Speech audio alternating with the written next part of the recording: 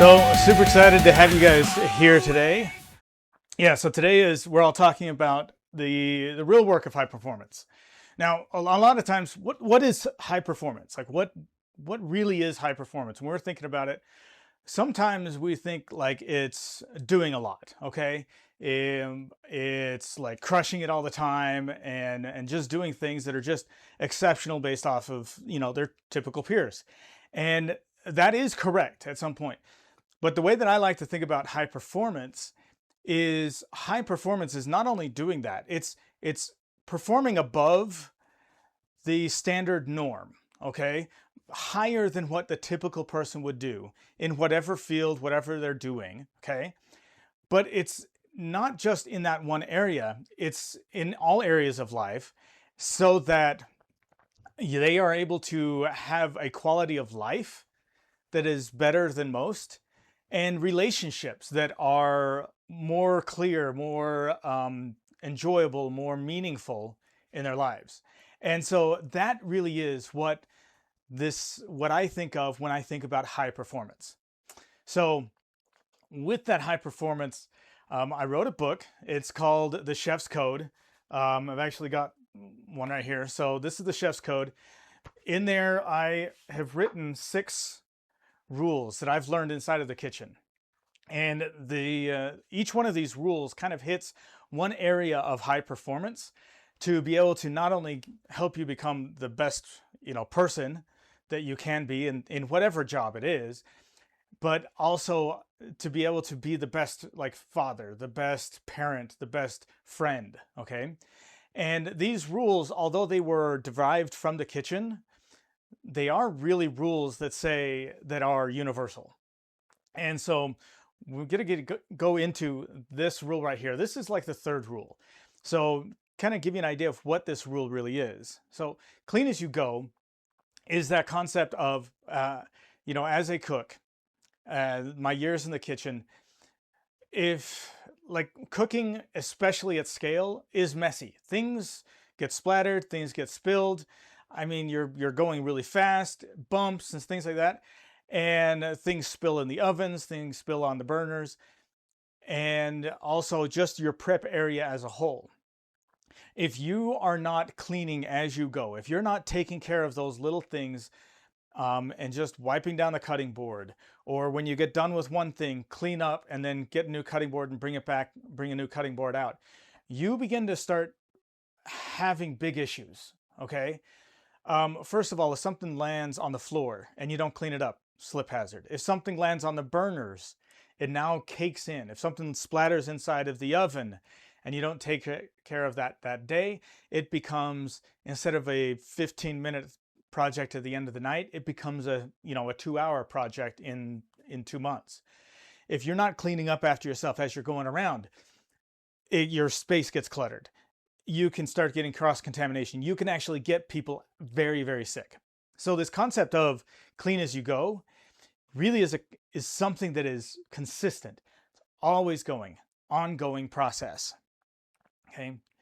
So when we're talking about clean as you go here, I want to think about this aspect right here, that Saturday morning. Okay. Inside of our lives, what is going on? We are, we're going through everything, like, we're going through work, we're getting through the day, we're, every single night, Monday through Friday. By the time Saturday morning hits, we're finally feeling like relieved. Like we finally got everything done that we wanted to. That Saturday morning feeling of just final relax, right? It's the weekend, okay?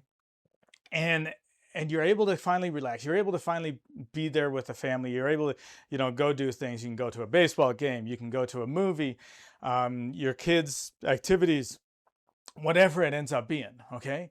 And you're able to enjoy it, and then Saturday, and then Sunday comes, and all of a sudden, things start creeping in. By the time Wednesday hits again, we feel buried.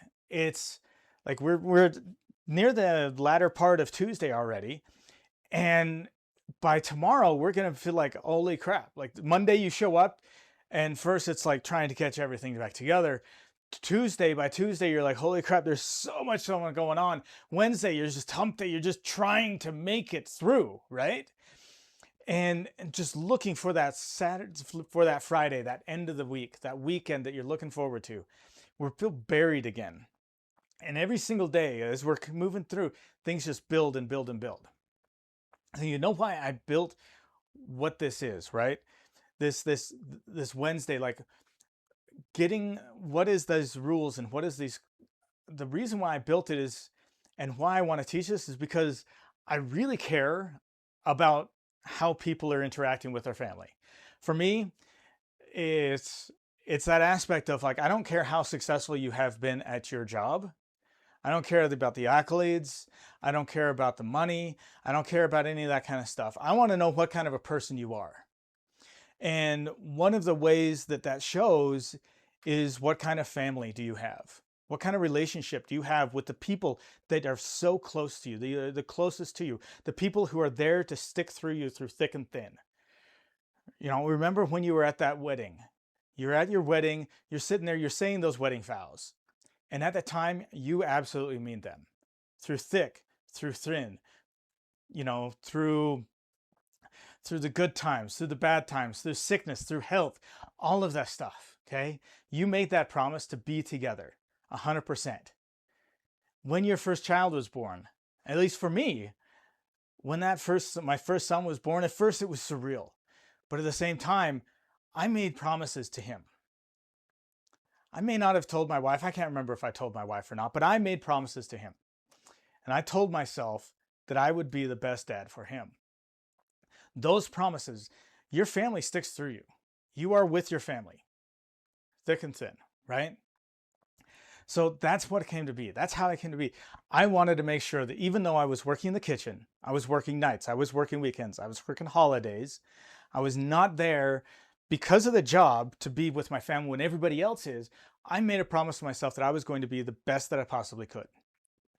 And so 25 years into the kitchen, that's where this came from. That's where these rules came from.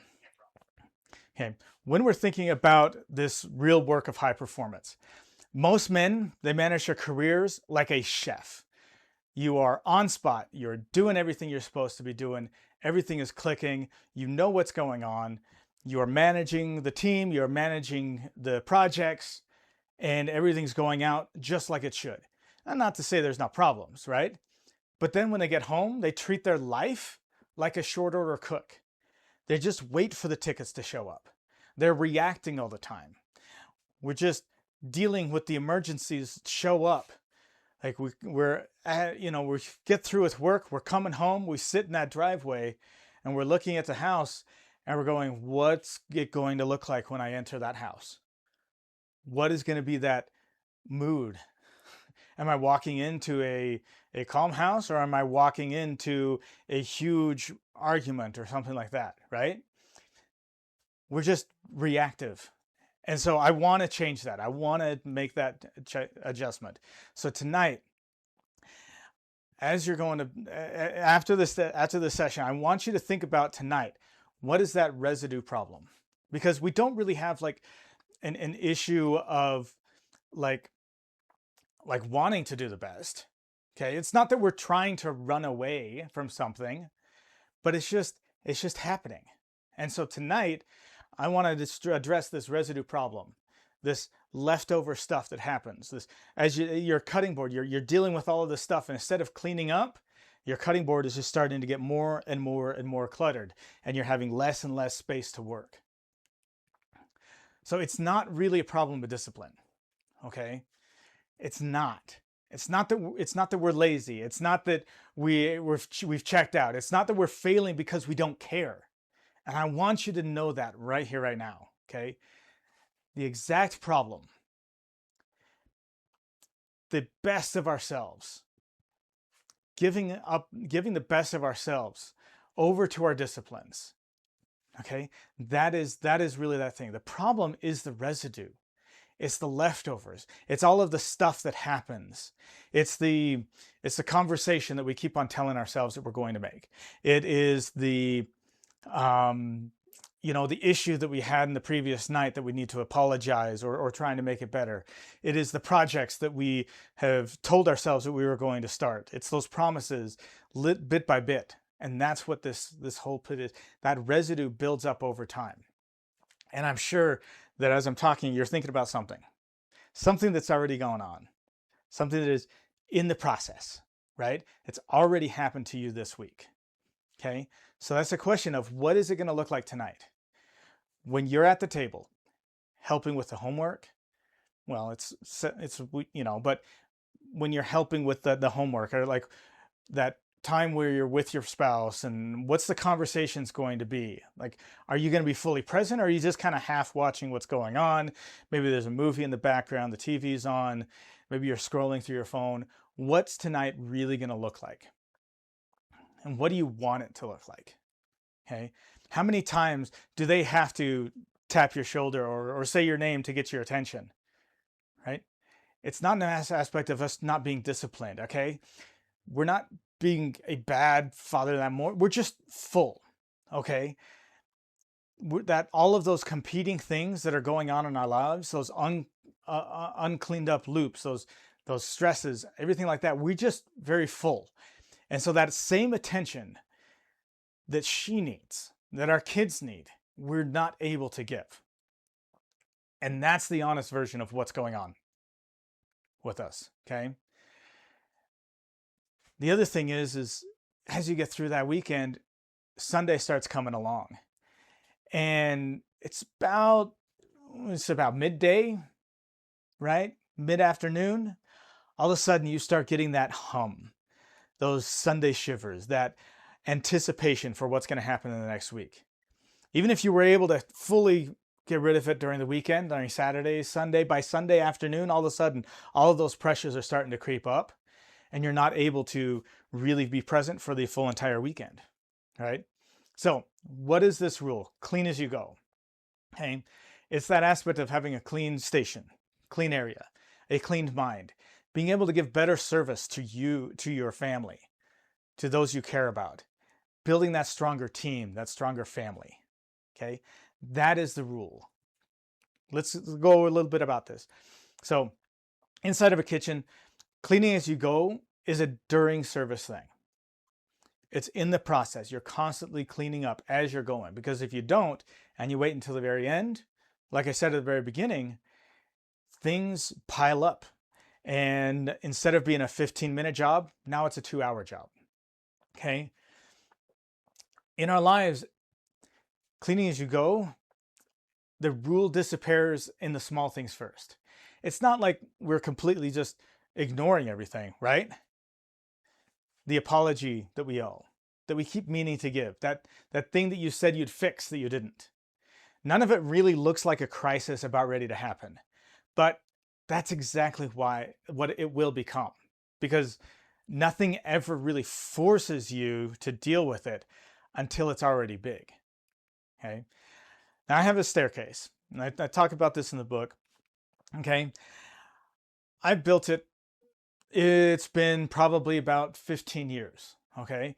I stripped down. It used to have carpet in it. I took out the carpet. I put in some new wood, some solid wood. I made it really nice, but I never did quite completely finish it. Okay. In fact, at this time, it's still not completely finished. I actually took for the most part, as I'm going up and down the stairs, I don't even think about it. Okay.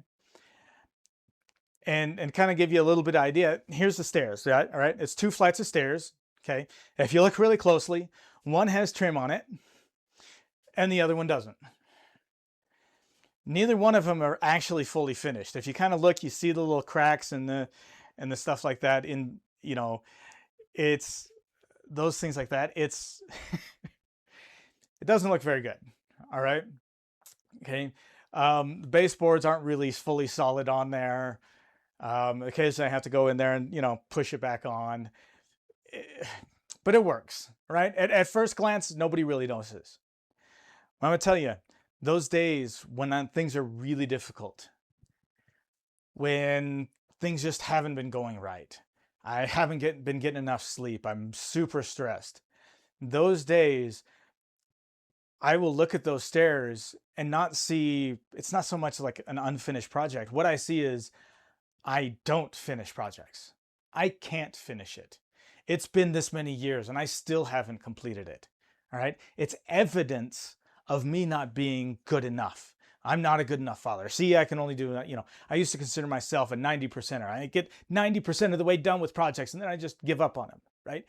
Those stairs become evidence on those hard days. Okay. Now, if I was going to sit here and tell you, like, I'm going to go and finish them right now, now you're putting brand new wood on wood that's been worn and used up for 10 years, 15 years. It's not going to look good.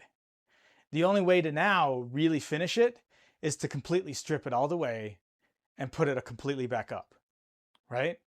That's really the only way to be able to do this. So because I let that sit and hadn't finished it for so many years, now the project is just going to be a huge project at the end. It's not the crisis that goes on, okay? It's the real cost of that unfinished things really isn't like the thing itself, but it's what it becomes evidence of. It's the proof of the identity that we consider ourselves, those half-finished stairs, that conversation that we haven't finished, the apology that we owe. Like, none of that stuff is that crisis on its own, but it's quietly building a case against you. One only you need. It's who you are. And it only comes up on those worst days. So here's the thing.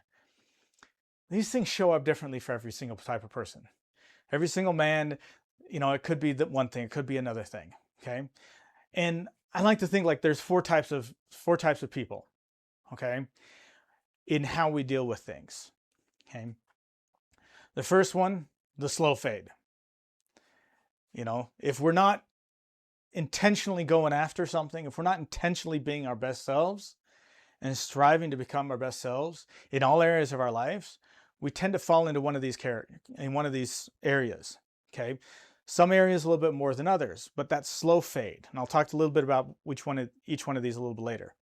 That empty provider, right? The delayed life, and that competent stranger. Okay.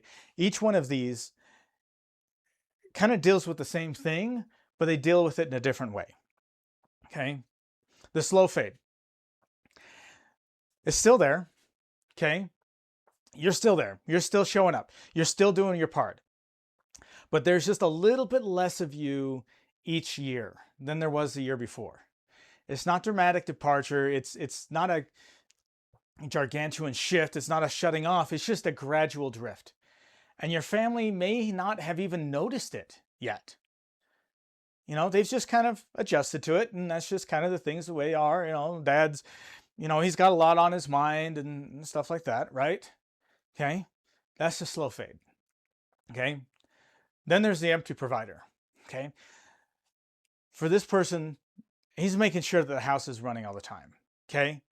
The bills are getting paid. The kids are in the right schools. Your wife doesn't have to worry about money.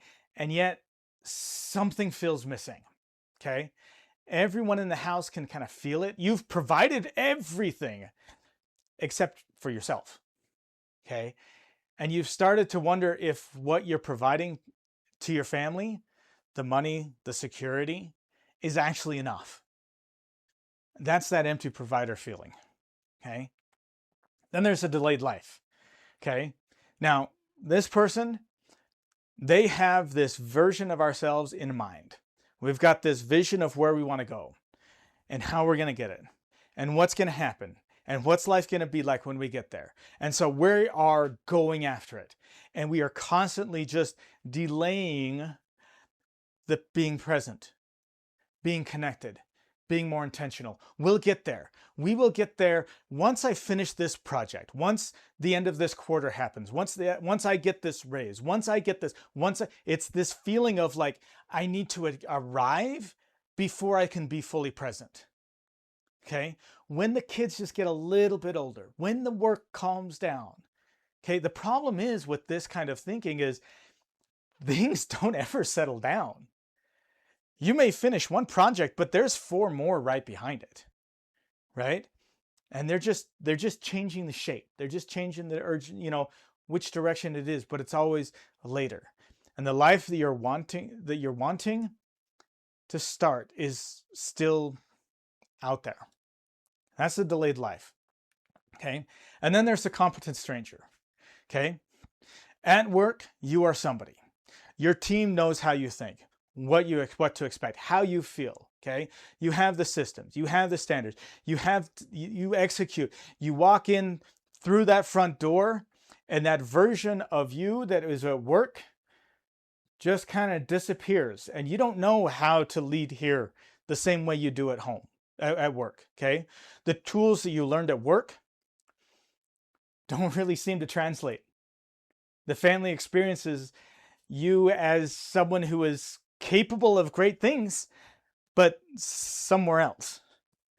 And at home, it's like, I just don't know how to function. Okay. So every single one of us is going through, we might not be like a fully this person or fully that person, but every single one of us has a little bit of something that's going on in one of those areas. So if you saw yourself in one of those areas, you're in the right room right here, right now. And if you want to kind of find your pattern, if you want to know where you're at, I've got a little quiz. That's a simple quiz. And it will help you to decide kind of which way are you leaning more towards.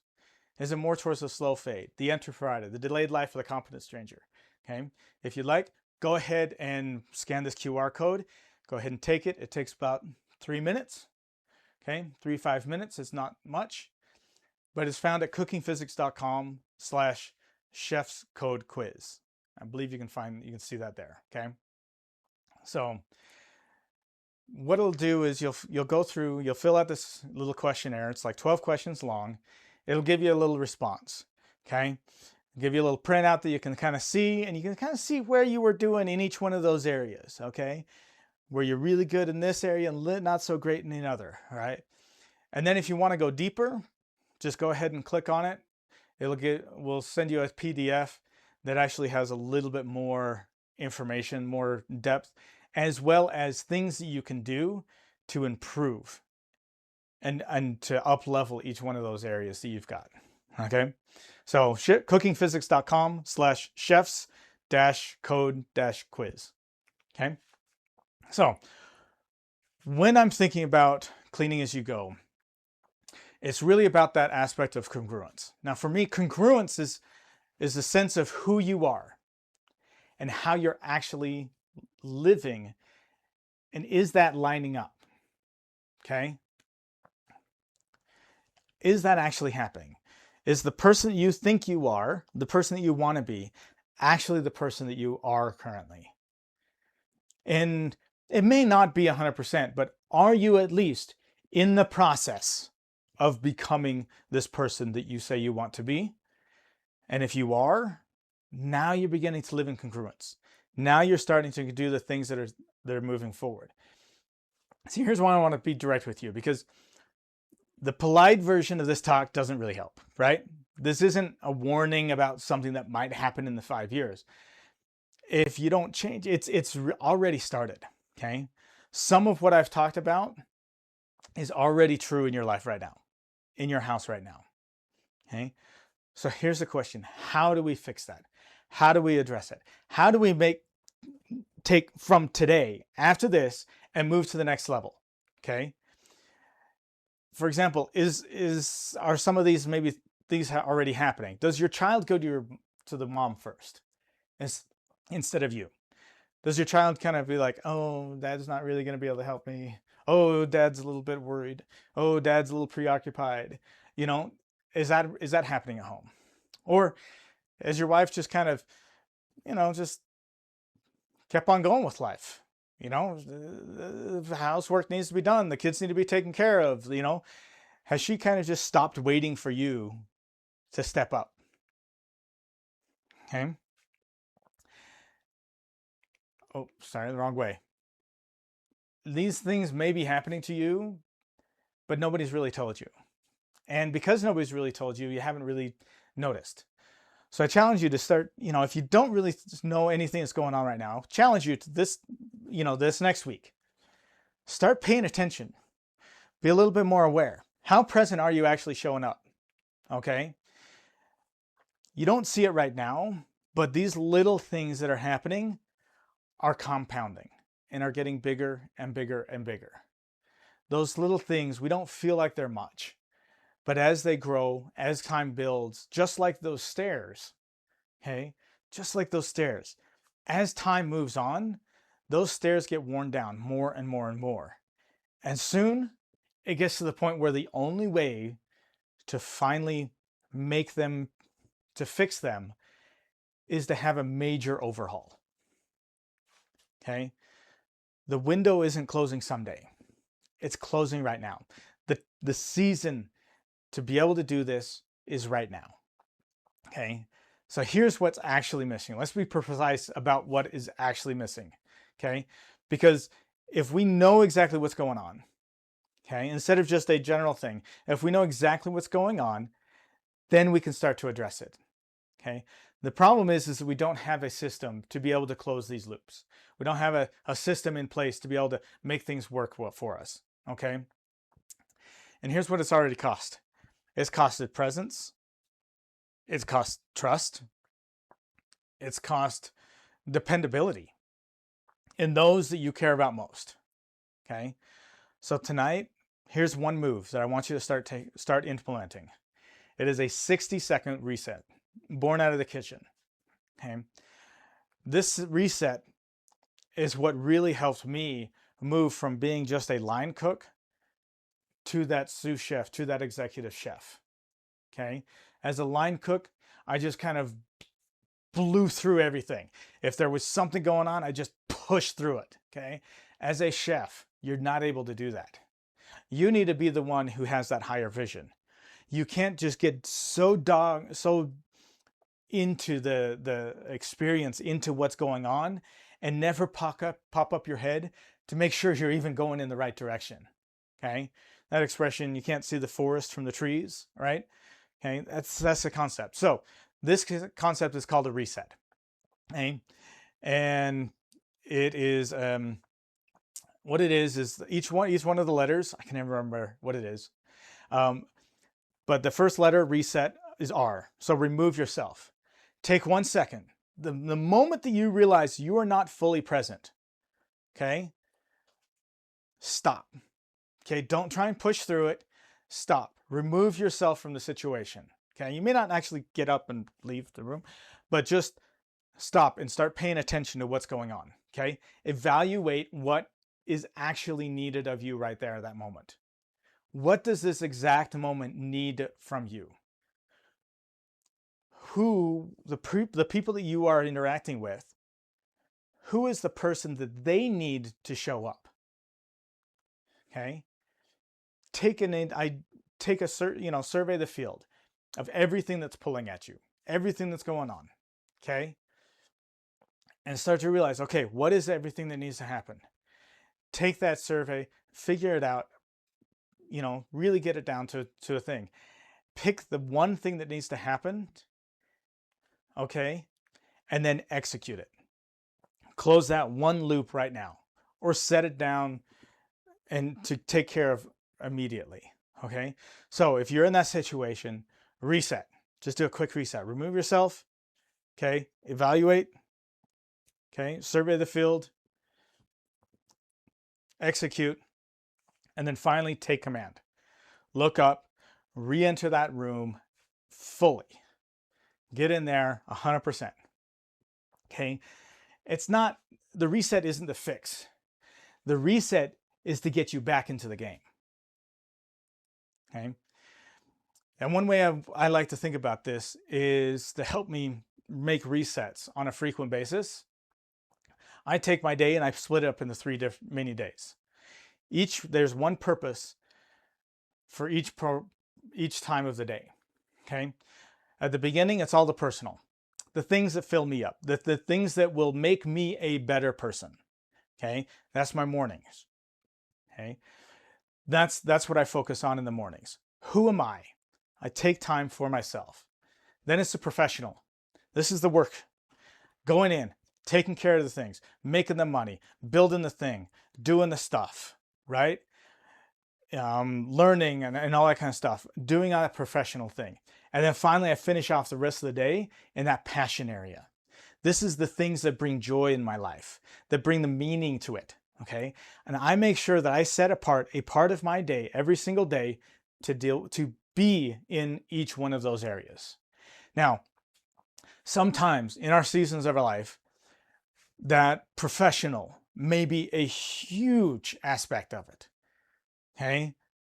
There may be times where passion may have to be a much bigger portion of it. There may be times where things are just not going well and I need to take care of myself, okay? But I make sure that every single day I hit each one of those areas, okay? So it's not just another year. It's not 12 weeks from now. It's on purpose right now, right here, okay? Now, in order to kind of build that long-term thinking, okay, in order to get out of that, short order cook thinking of just dealing with what's going on and up level to that executive chef thinking, I have what's called a 12-week cycle. Okay, it's a 12-week year. I don't know if you've read the book. There's an actual book about it. That's where I pulled it from. But it's this concept of shortening your days, shortening your weeks, that year into a 12-week year. A very focused, on purpose time where you're working after one purpose. Okay. So here's the action. What I want you to do is every single day, start closing the loop every single week on purpose.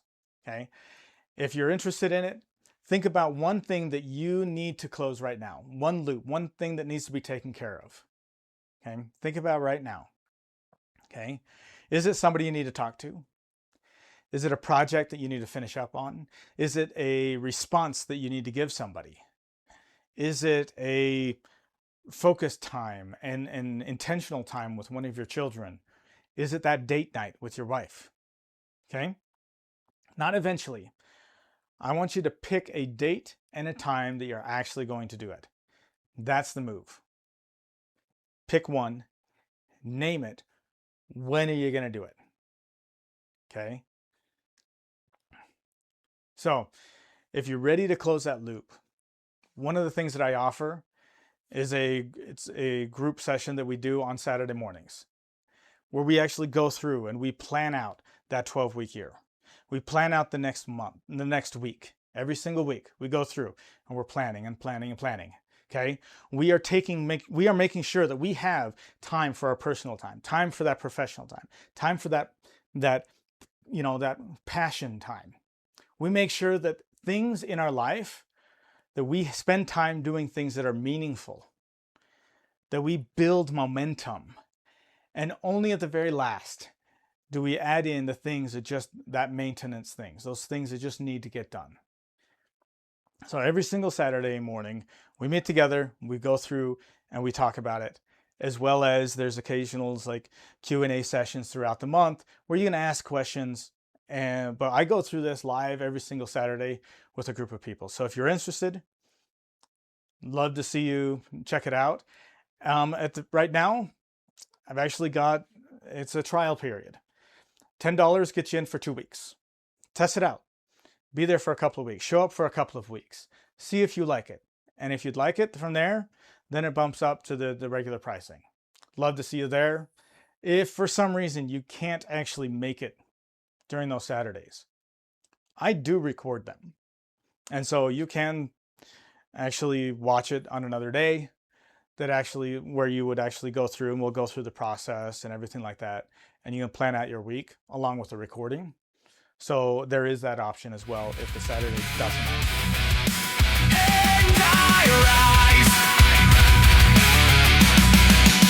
I do what I said when it's hard. When no one's watching, I stand tall. Bodies first and goods locked. I don't bend, I don't stall. My word is weight, my name is clean. Consistency carved in stone. Trust is earned.